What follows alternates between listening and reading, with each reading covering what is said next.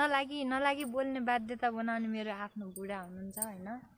अब के भनौँ के भ्लग बनाएको रे भिडियो बना के भनौँ। अनि यो चाहिँ मेरो ठाउँ हैन, कस्तो छ यो चाहिँ मेरो कर्मभूमि हैन।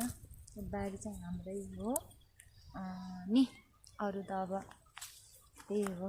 यता चाहिँ बारी जालको कुदु, अनि यता चाहिँ रुकुम चौरहरू पर्छ। यो चाहिँ मेरो कोर्तीको सेरोफेरो हैन, खेतबारी। अब बोल्नै आउँदैन के भन्नु। अनि भिडियो बनाउँछु भनेर बोल्नै आउँदैन के कान्छ, अब के भन्नु। अनि अर्को पटक चाहिँ अलि राम्रोसँग सिकेर मजाले आउँछु, अलि राम्रोसँग बोल्न सिकेर आउँछु। यो पटक चाहिँ बोल्नै जाने हैन, यति भन्न चाहे हैन। अनि जा रहेछन् हैन। अब यिनी केटाहरूसँग भ्लग बनाउनु पर्यो। यहाँ केटाहरू यता आइज सब आऊ आइज बाबा आइज।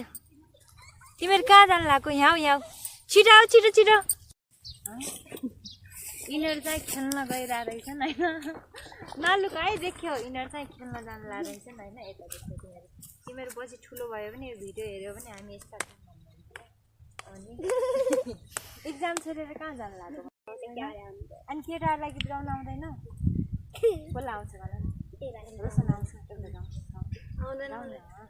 कति गीत गाउँदै आउँदैन। तिमीलाई आउँछ? के गर्न होइन। ल सबैले एकचोटि हाम्रो म्यासेज र सब्सक्राइब गरिदिनु होला भनेर।